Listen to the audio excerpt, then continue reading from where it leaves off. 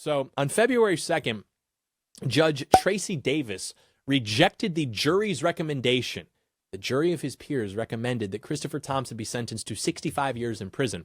Instead, she knew better, and she reduced that sentence by more than half. And she made this decision despite Christopher Thompson's repeated rude interruption during the sentencing hearing. You know, she said, "Before we even get to appearances, Mr. Thompson, I'm going to need you to be respectful." To which he replied, "I ain't doing nothing. Eat my dick." It's just incredible. I literally just look at the video. You wouldn't believe me if I told you. Just watch the video. Of Kentucky versus Christopher Thompson. Within seconds of Christopher Thompson's sentencing hearing. Before we even get appearances, Mr. Thompson, I'm going to need you to be respectful. I ain't doing nothing. He insulted Jefferson County Judge Tracy Davis. Well, it's fine. Okay? What? It's fine. Yeah. Because here's the thing. Spit on y'all wood. At the end of the day, I'm the one with the pen. I don't care. I know you don't. Yeah. And it's a sad, sad scenario. I ain't tripping. So you just told me eat your and you called me a sucker twice. The disruptions continued throughout the entire hearing. Thompson was convicted in December of robbery, kidnapping, sodomy, and sexual abuse. In 2023, the 24-year-old abducted a woman, robbed her, and sodomized her twice. I don't have sympathy for nobody. If you come in here I don't have sympathy for you, the victim, the victim's we don't family. need your I don't sympathy. care. It's fine. But if you... During sentencing, the prosecutor asked the judge to uphold the jury's 65-year recommendation. But Judge Davis explained she would lower that sentence to just 30 years, as Thompson repeatedly interrupted. I don't care. I don't care. Unfortunately, he fell through the cracks and ended up before this court as an 18 or 19-year-old. This court does not believe that Mr. Thompson, if giving the resources that he can get while incarcerated, is beyond being rehabilitated. Okay, so yeah, this is like obviously the most insane thing I think I've ever seen. I mean, you look at the entire like leftist conception of crime. First of all, the sort of just like mythology we have surrounding crime, what causes people to commit crime, it is the opening sequence of Aladdin. It is you have a guy and he's just hungry trying to meet ends meet, and so maybe he takes an extra loaf of bread and he doesn't pay for it or something. That's like one thing. That is the idea. People are not naturally prone or disposed to committing crime. They simply are coming across hard times and maybe they steal something or maybe they weren't taught properly. They are packed into a corner and they cannot help themselves but to maybe steal or rob because they're just trying to feed their family or something, let alone that does not square with data we have on obesity or data we have on how actually involved they are in their family. This is kind of like the national sort of mythology we have surrounding crime. Moreover, this guy is what they pretend like every white frat guy is. Like the biggest taboo we have in our society is obviously sexual assault and rape. You know, we love true crime stories about murder. You can literally be a murderer, O.J. Simpson, and you will still be accepted back into the public image. Whereas you have guys who are accused of sexual assault and their entire like public image is ruined forever. They are blacklisted from everything. They're sent to prison based on hearsay. That 70s show star played Stephen Hyde. That guy's in prison right now for literally just like words on paper. I think there was no evidence or something. You can look more into that. And obviously, I don't disagree with that, obviously, because I believe in civilization. I think that that's wrong. It is just to say, typically when they talk about like, oh, you got to be careful around these evil white guys. You know, they put stuff in your drink and they'll assault you. Usually what that actually means in practice is like some girl had a crush on a guy and then things went too far because she was trying to, well, I didn't want to go that far, but then I did because I like him and now he doesn't want to be with me and so I regret it and so I'm going to withdraw my consent and say the whole thing was actually unconsensual because I was only consenting to it insofar as I had this idea in my head that he was actually going to end up liking me back and now he doesn't and so now I'm sad. That's not a great situation.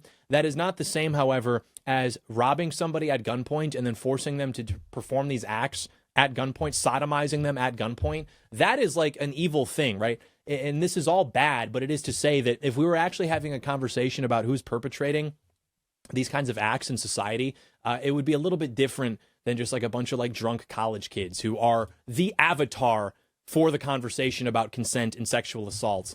Whereas you look at GTA 5 switched to other people in the country and they're literally like doing this at gunpoint to people. It's like completely disgusting. And of course, that's not going to be reported because it doesn't fit the mythology on who's committing crime, why they commit crime. You're in poverty. You're just so poor that you can't help yourself but to rape people at gunpoint. Like, how does this square? Maybe some people actually, in my mind, it makes perfect sense. If I'm like, some people just like crime. committing crime is interesting to them, right? It must be nice to just go around doing whatever you want all the time. And if someone doesn't agree, you can just stick a gun in their face. I understand why someone without any moral conviction, somebody who has a personal commitment to chaos and selfishness, I can understand why they might want to live their lives that way. And I can understand why they would feel no remorse for that, because they're like narcissistic. They're incapable of conceiving of something other than themselves, whether that's because of pure selfishness or narcissism or literally like intellectual capacity. Like, imagine, you know how you feel, right? Imagine how much more difficult it must be to imagine how other people feel, right? Like, to scale and map your personal feelings onto other people simultaneously. For people who are not smart, that's probably pretty difficult, which is why there is a very strong correlation between measured intelligence and likelihood of committing crime, right? We know this. So the point being, here's your story. Here's your big thing. We could have a national conversation about it. And no, even me, again, as someone who monitors the situation every day, I didn't even hear about this story. I only saw it because the judge had a particularly egregious reaction to it, which was to, in the face of him literally saying, I don't care, I have no remorse, I'm going to do it again. She's like, you just slipped through the cracks. It's so sad. You slipped through the cracks. It's a personal commitment to anti-civilization. They don't care about the well-being of women. They don't care about the well-being of Americans. Literally, all they care about is this personal commitment to anti-civilization so that they can stand atop the ashes and convince themselves that this was just, this was right. You've got this like totally unrepentant person who, let's face it, is incapable of providing even the slightest bit of value to the world, and we're fine acknowledging that. Most people will never do anything of value in their lives. If you get to do something of kind of value, that's pretty great, right? So you have a lot of people who will absolutely contribute nothing, and actually, worse than that, they will make the sustaining of civilization, the cultivation of civilization, much harder for everybody who actually is trying to be more or less productive. Despite that, Judge Davis felt that because Christopher Thompson was young, which is to say 24, he had the potential for rehabilitation. Yeah, 30 years or less realistically, because people rarely actually serve their full prison sentences. Yeah, 30 years, this guy's going to be ready to hit the ground running. He'll be a doctor, he'll be a lawyer, an astronaut. You know, the sky's the limit for him once he's out. What is it that they say your brain's developed by the time you're 25? This guy's 24. I don't know how long into his being 24 he is. Let's call it 24 and a half. Those last 6 months, he's had 24 years that have led him to raping people at gunpoint, armed robbery at an elementary school. Those last 6 months, he's going to have a big wake-up call. What are we doing? So he gets let off easy just because he's young. He's got 6 months. I don't know exactly. He's got 6 months left to figure it out before his brain's fully developed, right? So he gets let off because he's black, which is what she said, not my words, his words. She referred to him as a 20-year-old African-American male that has, he's experienced this society. What does that even mean? What does that even mean? You're alluding to this mythology. I want you to tell me in your own words what he's experienced that has led him to this kind of behavior. Why are we making excuses for this, dude? Why are we allowing for people to be harmed simply because we refuse to enforce laws?